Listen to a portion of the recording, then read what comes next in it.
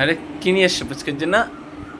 এটা হচ্ছে মিষ্টি আলুর পিউরি। তো মিষ্টি যেহেতু 6 মাস হয়ে গেছে, তো ফার্স্টে কি ফল শুরু করে বুঝতে পারছিলাম। তো অনেক ভিডিওতে দেখেছি অনেকে মিষ্টি আলু দিয়ে শুরু করেছে।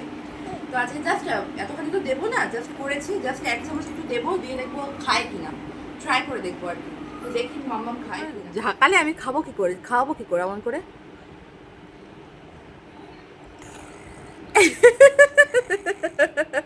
কেমন মুখে আওয়াজ করছে?